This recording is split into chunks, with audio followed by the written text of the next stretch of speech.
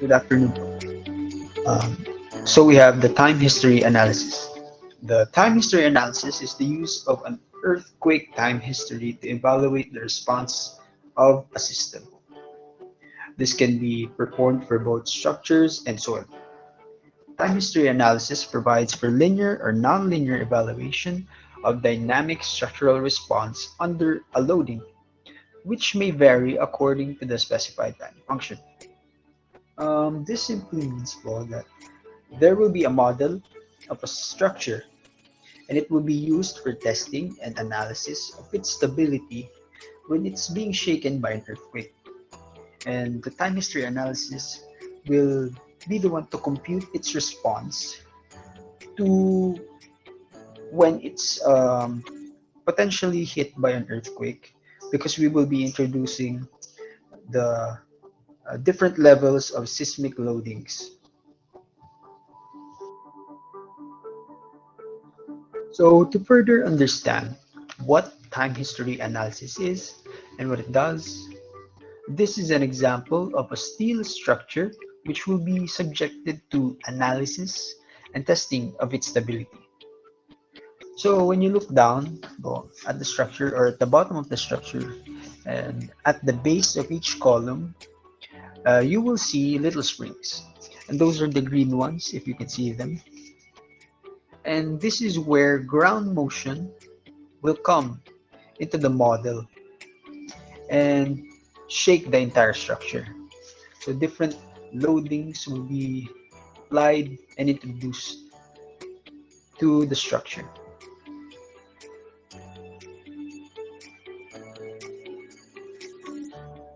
Furthermore, in time history analysis, the structural response is computed at a number of subsequent time instants. In other words, time histories of the structural response to a given input are obtained as a result. A full time history will give the response of a structure over time during and after the application of a load. It is based on the generated forces of past earthquake happenings under static conditions. Furthermore, it is a step-by-step analysis of dynamic response of a structure to a specified loading that may vary with time. So in time history analysis, we will be using a design spectrum. Ideally, we want to use time histories that are reasonably close to our design's response spectrum. Close to the design spectrum, meaning kapag ginagamit po natin itong analysis, we are supposed to use the potential earthquake design that we would expect to hit our structure. But it is difficult to predict how strong and when an earthquake would be. So nowadays, a design spectrum is used to guide the development of time histories. So, tingnan po natin itong example na ito. This blue line, where the arrow is pointing, is the design response spectrum. And this will become the goal to reach when introducing different levels of seismic loadings. And all below it are numerous response spectra from past earthquakes.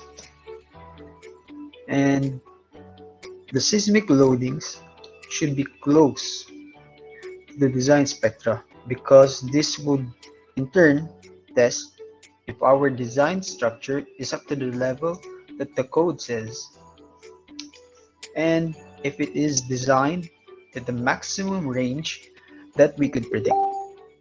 All in all, the key here in the design spectrum is that when we introduce past earthquakes, we should aim for the design spectra, this blue line, uh, if not exactly, it should be at least closer.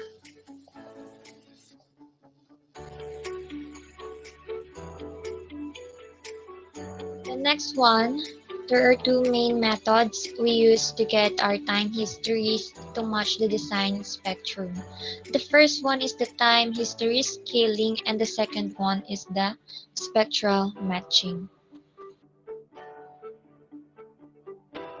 Time history scaling. Time history scaling involves modifying a time history scale. So kapag sinabi nating scaling, ito ay ang adjusting ng time history scaling factor that would be scaling its spectral acceleration across the board and or adjusting the time history's time step para masubukang paliitin o i-fudge ang period ng ating response spectrum to try to meet some sort of target. So, ito yung ating scale and ito yung ating time step.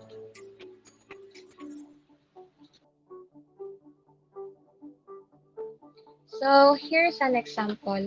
Sabihin natin na para sa particular structure na ating dinidesign, ito ay may natural period or period of interest na may 2 seconds. So, we can go on and select time histories at ang maliliit na linyang ito na nakikita nyo ay ang time history from one of 20 earthquakes and itong linyang black na ito, itong makapal na black, ito naman yung target spectrum that we are shooting for this building code. So now, the goal is how do we pick time history na maglalapit sa ating target na naka-codified structure, naka-codified spectral acceleration sa ating period of interest. So, imagine, every one of these little gray lines here are the individual response spectra na minultiply or divide the entire response spectrum by the factor such that at the period of 2 seconds. So, meron tayong response spectrum na tumutugma sa ating target. In other words, we're going to fudge ng lahat ng ating response at spectra so that they're run through the exact same point ng ating period of interest. So, now, the reason kung bakit natin ginagawa iyon is we can hit out structure in our model with the right spectral acceleration at a crucial period. Pero tingnan mo ngayon, we've got maybe a challenge na depende sa kung sino ang kausap mo. Some people call it a challenge, other people call it a good thing.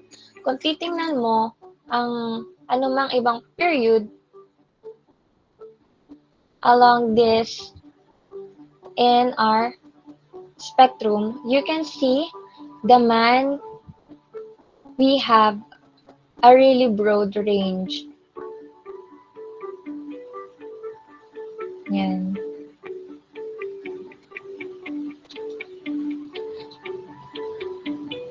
A really broad range of spectral acceleration na dealing with such that anywhere in this range. Yan. We could expect to get a spectral acceleration at those different periods and all of that different variability, some would argue is a good thing. Bakit? Dahil ang ginagawa nito ay ang pag-introduce ng natural variation mula sa earthquakes to our model.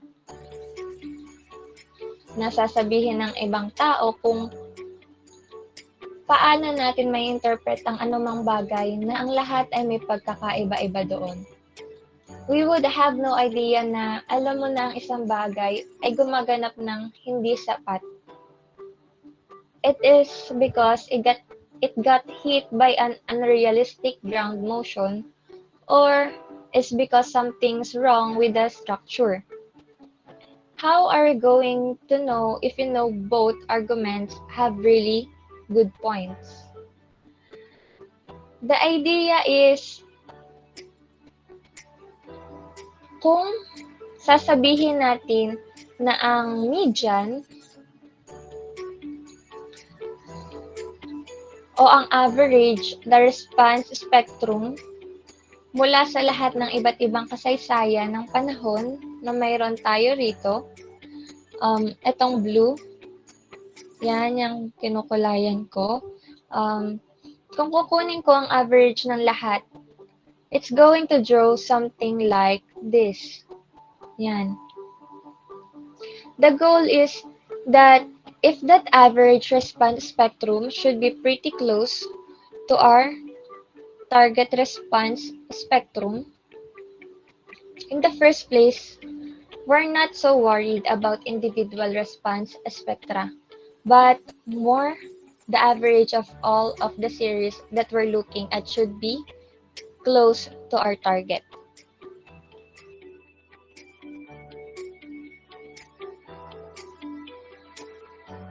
So here are some of the advantages and disadvantages of time history scaling.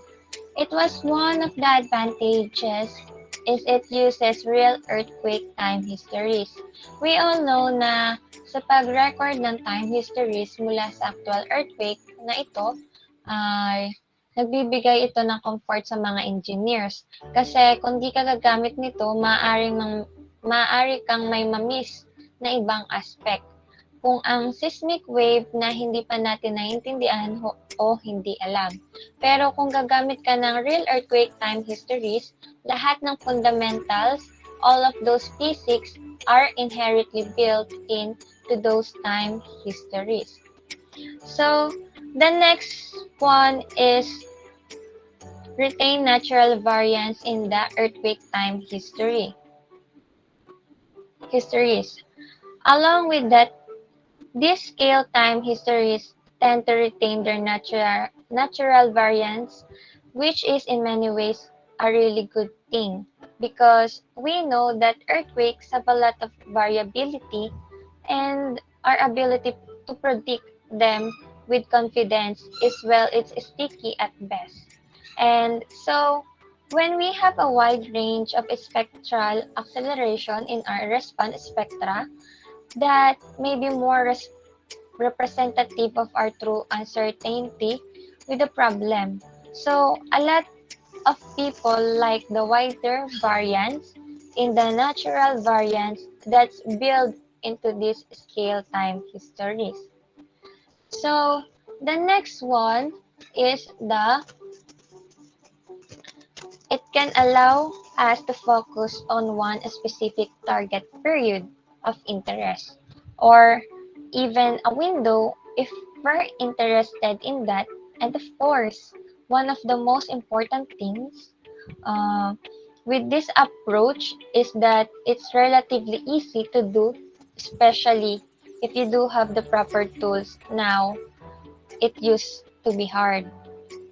So, the next thing is, applying a fudge factor uniformly across the time history in and of itself isn't bad, but picking initial time history to fudge.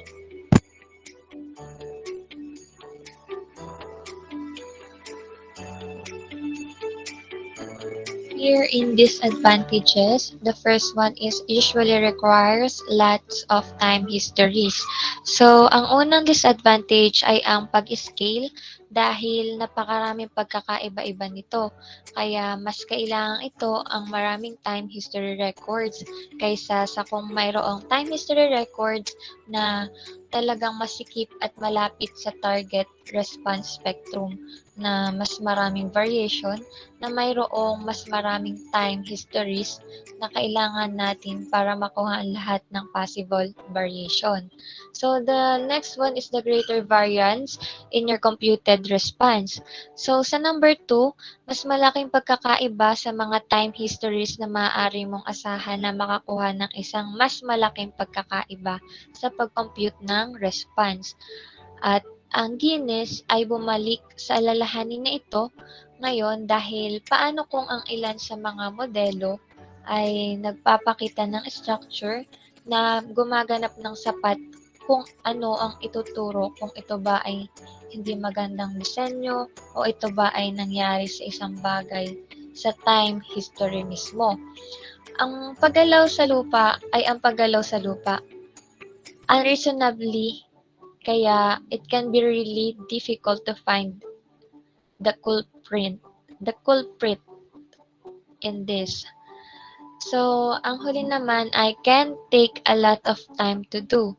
So, kaya't kahit na medyo madaling gawin, hindi ito nangangahulugan na mabilis gumawa ng time history scaling sa tamang paraan dahil gumagamit ng maraming time histories na maaaring itong tumagal ng maraming oras upang gawin. At para malaman mo na para sa homework assignments, hindi tayo magiging masyadong masama. But if you're doing this and getting paid for an industry, you're gonna spend quite a bit of time getting your time history ready.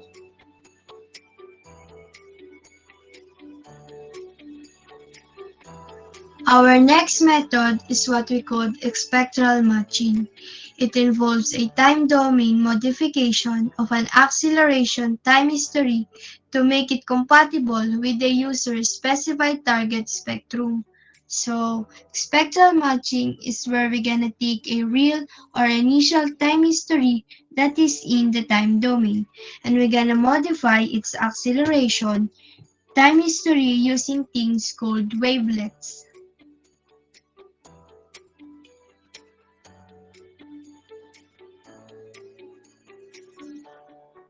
So, ito yung representation natin ng spectral matching. Ito yung time natin. Doon sa kabila naman yung acceleration.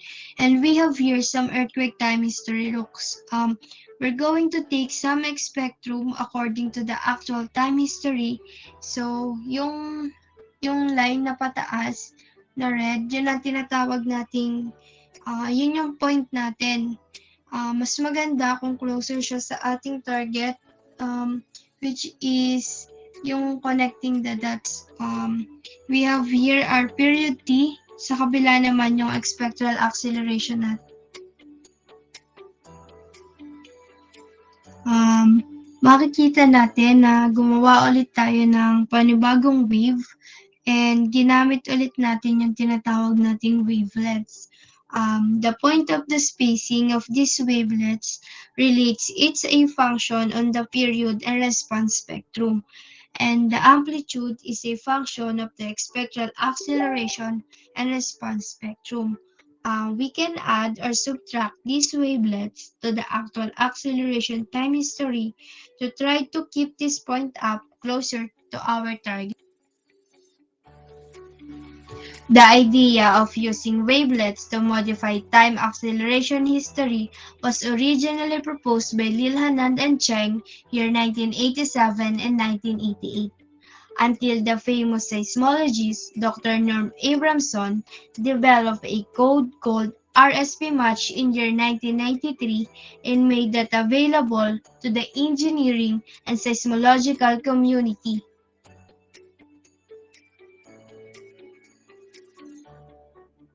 Here are some of the advantages of spectral matching. First, less variability.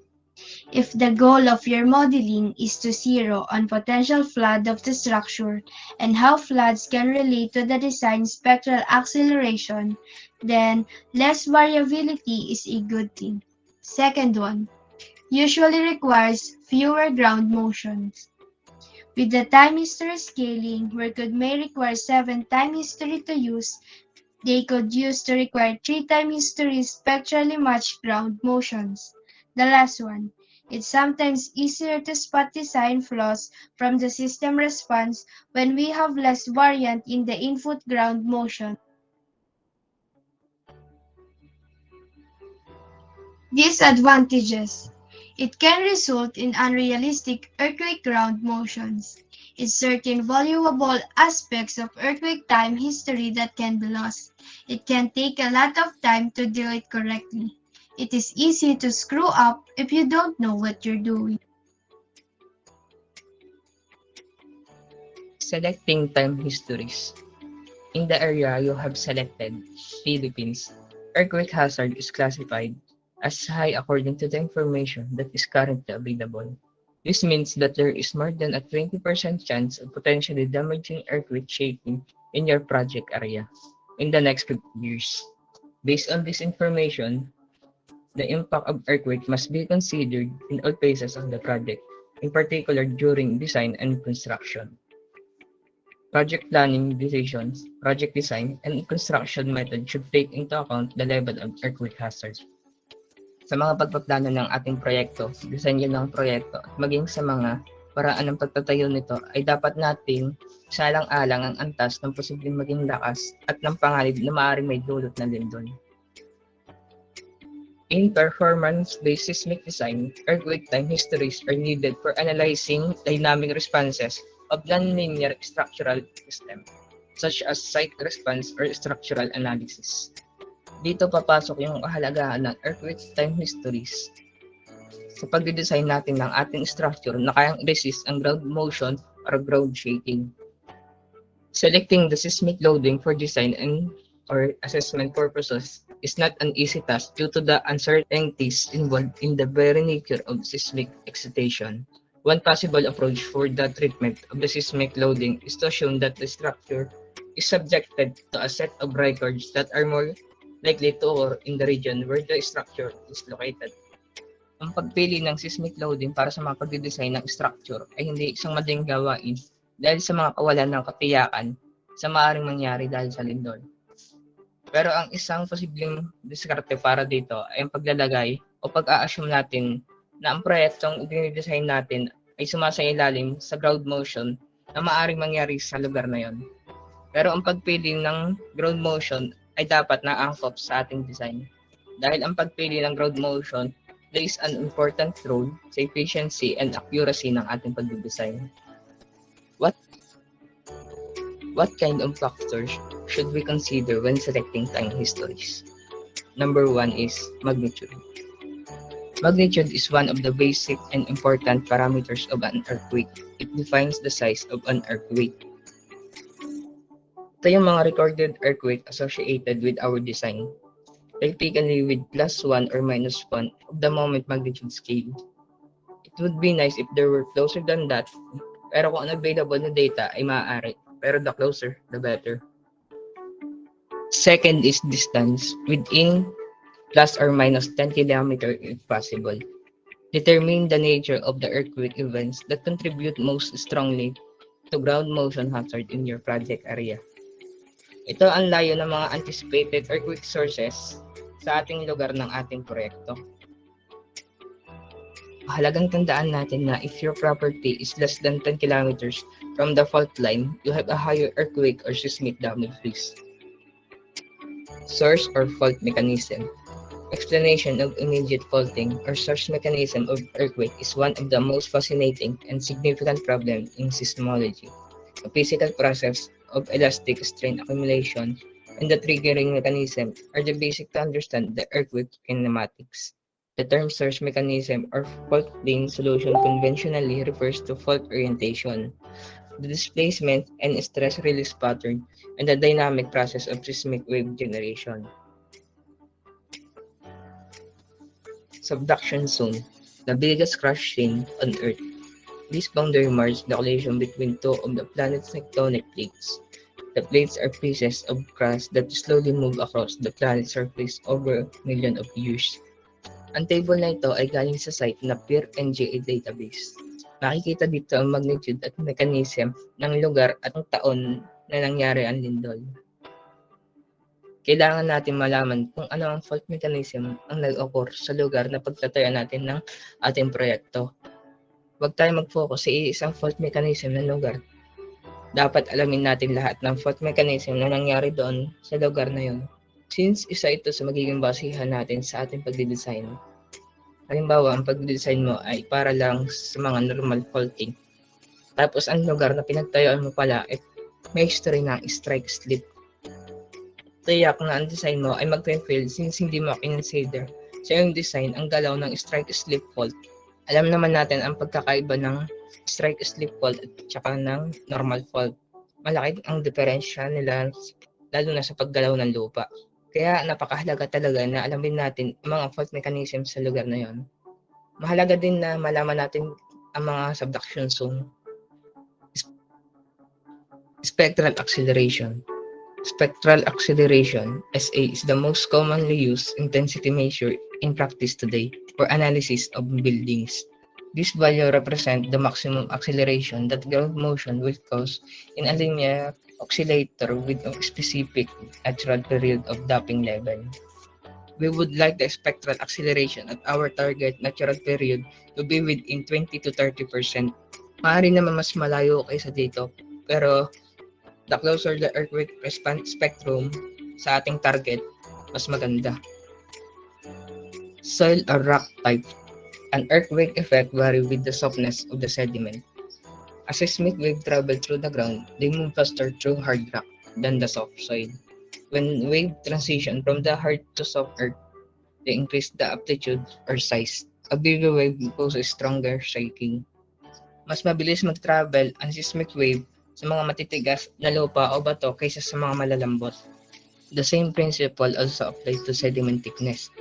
The deeper the sediment layer above bedrock, the more soft soil there is for the seismic wave to travel through. Soft soil means bigger wave and stronger amplification. Ito ang NSCP 2015 Soil Profile Type. Type A, Type B, Type C, Type D, Type E, and Type F. Ang pinakamatigas ay ang Type A, samantalang pinakamalambot naman ay ang Type E. Ang Type F ay kailangan ng specific evaluation para sa site na yun. Makikita naman dito ang estimated soil stiffness and profile ng Metro Manila.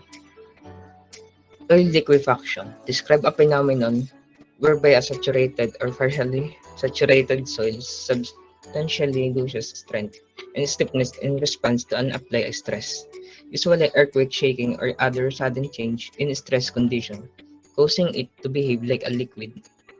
Ang liquefaction ay nagaganap kapag ang malambot or basang lupa ay nayanig ng lindol.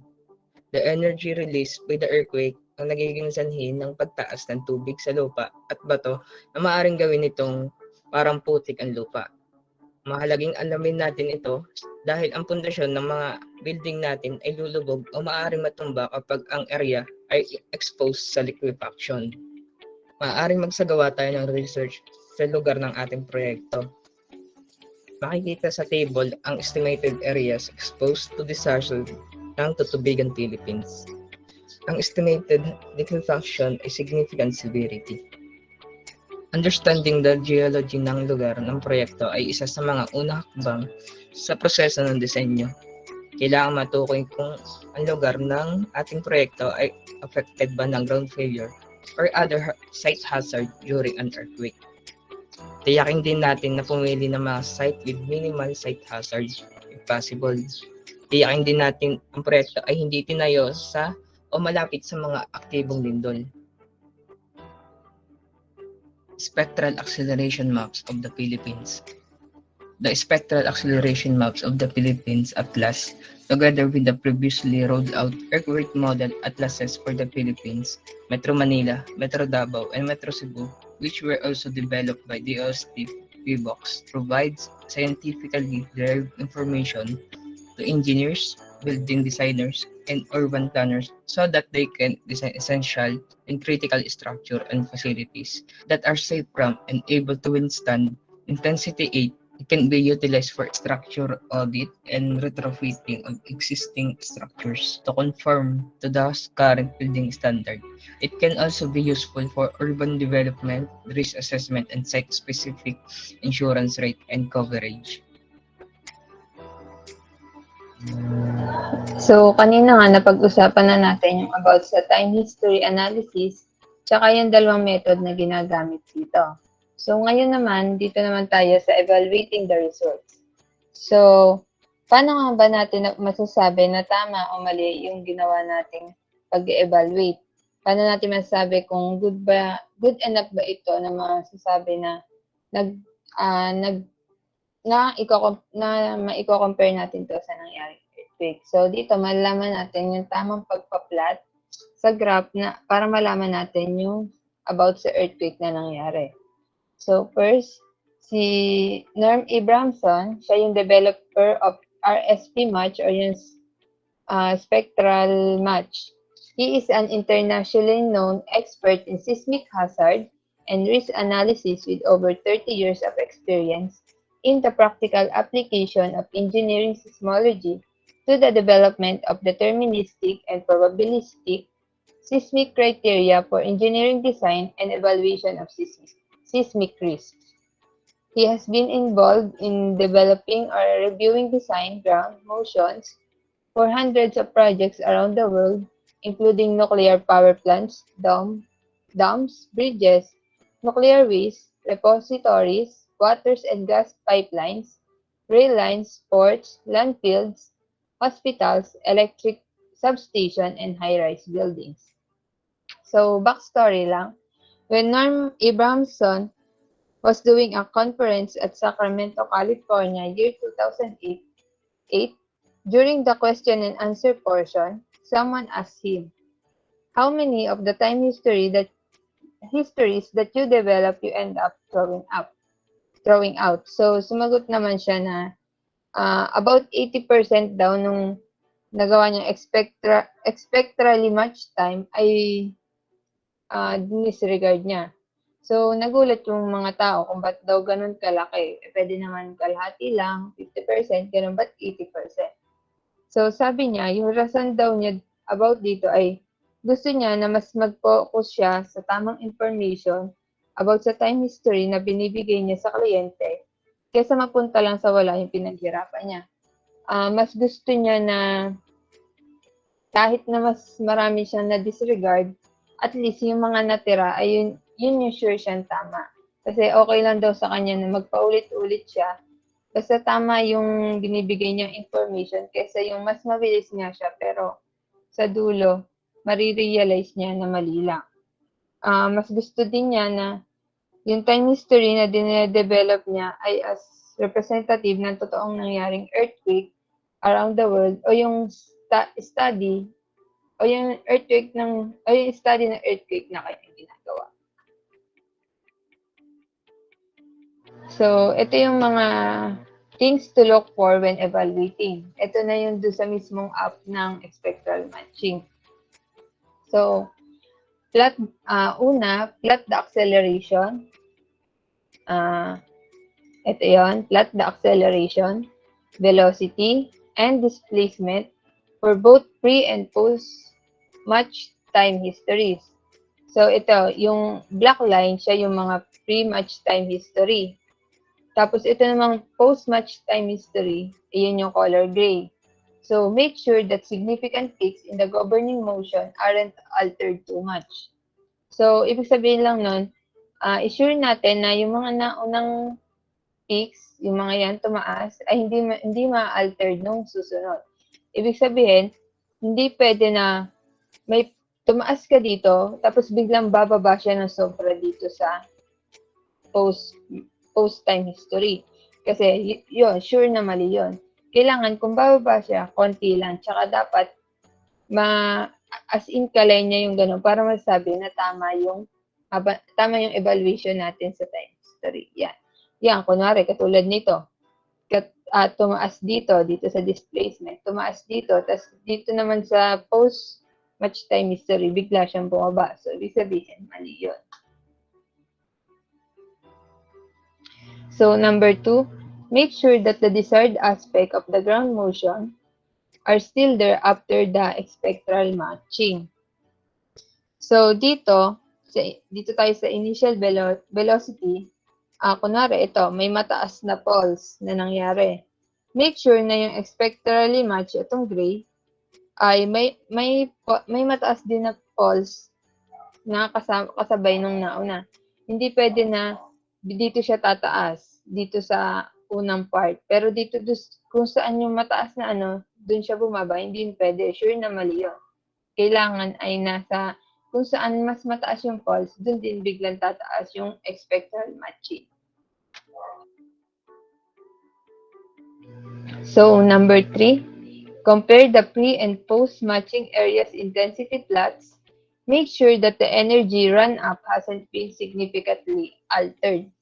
So, para dito sa number 3, gagawa ka uli ng isa pang graph na tatawaging percentage of areas intensity or symbol na I sub A. So, dito naman, percentage naman siya. So, magsisimula siya lagi sa 0 to 100%. So, dito, titingnan natin yung pinagkaiba ng pre-matching at post-matching na pinlat natin. Dito yung sa areal intensity, kailangan yung tama yung pagpa-plot natin kasi dito natin makikita yung areal intensity na hindi masyado nag-deviate. Ibig sabihin, hindi masyadong lumalayo yung post sa pre. Kung ano yung line niya, siguro may konting gap, pero hindi yung sobrang laki na katulad dito sa mga velocity na mababa ng kaunti. Dito, as in, hindi mo na mahalata kasi nga, halos parehas na siya. So, ayun.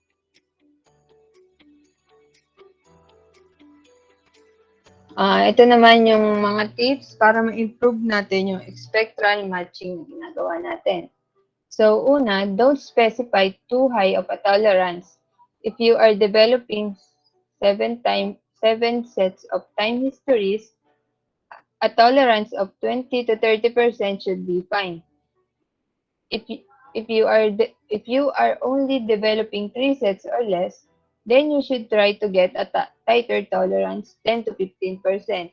Ibig sabihin, kung 7 set ang time history, ang iyong ginagawa ng evaluation, okay lang na maging 20 to 30% yung tolerance. Sabihin yung pagkakaiba. Okay lang na 20 to 30% yung agwat. Pero kung 3 sets or less lang siya, dapat 10 to 15% lang yung pagkakaiba niya doon sa nauna. So, second, performing 2 passes will make your matching look better. So, ibig sabihin, 2 beses mo siyang pwedeng gawin para mas sure natin na tama yung ginagawa.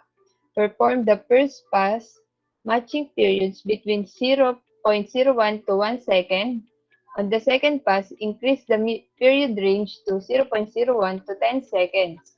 You may need to adjust the default setting to allow you to specify this period. So, ito yung sa app na mismo to. Pero dito, kunwari, nag-evaluate nga tayo. Sa una, pwede nating anuhin yung seconds na hanggang 1 seconds lang. Tapos sa pangalawa, pwedeng 0 to 10. 0.01 to 10 seconds. Mas maganda na 2 try yung gawin natin para mas sure natin na tama yung ginagawa natin.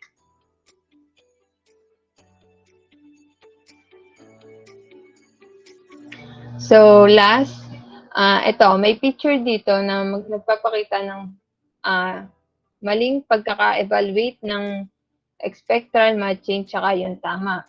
So, ito, sinabi dito, peaks are out of whack and the shape has been changed. So, siguro dito yung pre-match history, ito yung black siguro. Yan, makikita na ganyan yung curve. Tapos nung nag-post, biglang tumaas. Parang 'di ba ang high peak nandito, tapos bigla siyang pumantay dito sa pangalawa. Syempre, parang mali naman talaga yun kasi yun, biglang tumaas, parang hindi naman tama. So, dito, ganito yung example ng good. Yan, halos hindi mo na makita yung pagkakaiba nila. Siguro dito lang, pero at least, nandun pa rin sa mas mababang peak, yung mababa din ng post. Tapos dito, yung high peak, nandun din siya sa high peak ng pre, tsaka yung sa post. Kaya masasabi mong good example siya ng spectral matching. So, ayun lang.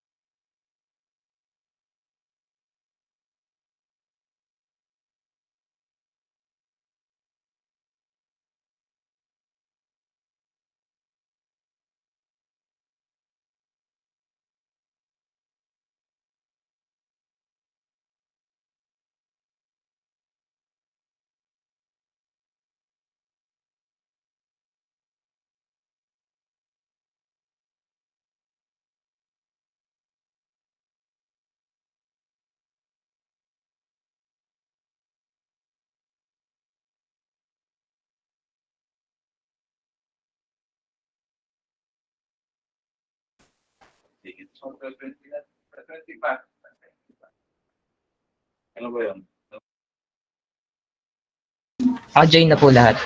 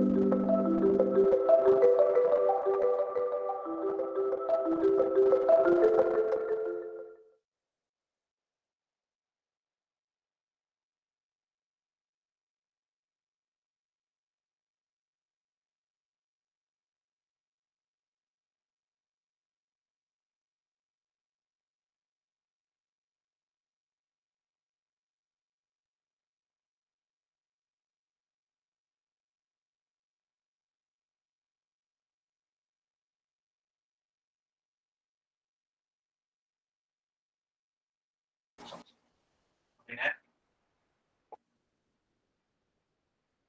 Okay, so ayan nga. Photos of reporters. And then, para sa sign of reporter, pasenda lang din. Ito naman i-reported. So, report. So, then, I'm going to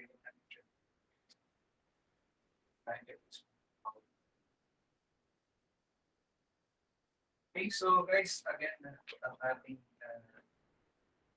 midterm slash next natin. So, 8.4 and from 1 o'clock to 3 o'clock. Average is from chapter 1 the last time. So, computation part is only for children. Again, paritin na lang loan. Report, again, nakalagay naman yung also the power. Kung maalala ko ang section 1 sa computation. Yes, may question ba?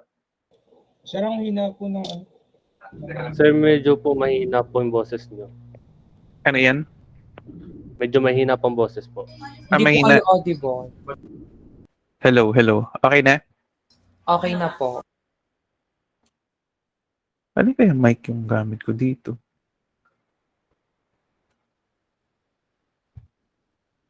Ay, lumipat. Sorry. So again, pasenda lang ng copy ng report sa aking email para sa first group and second group.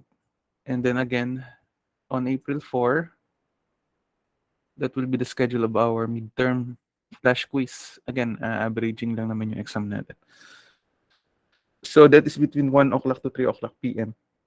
So again, collaboration is from chapter 1 to sa introduction to earthquake engineering hanggang dito sa time history development. Objective type plus computation. Pero again, yung computation is for the third topic lang, yung measurement of earthquake, magnitude versus intensity.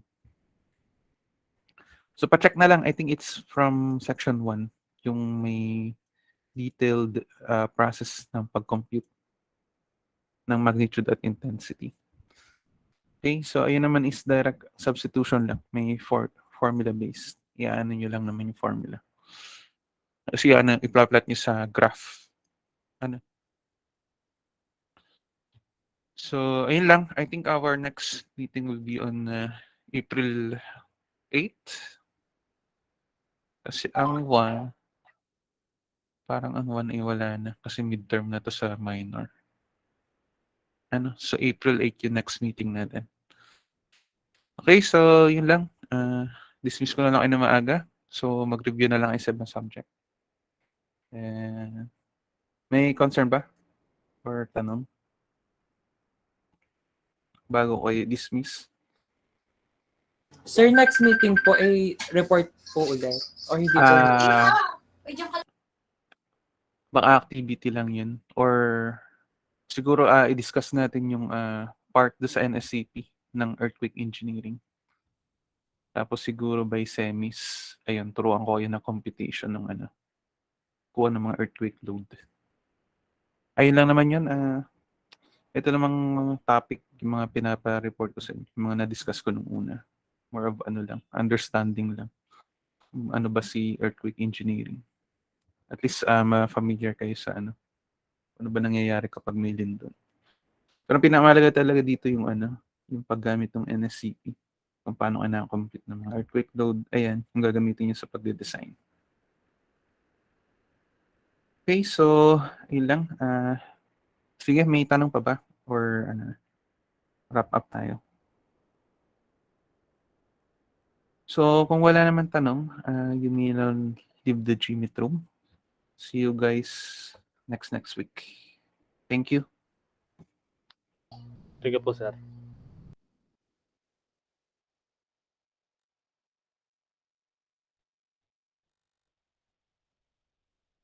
Dia, labas na. Auntie!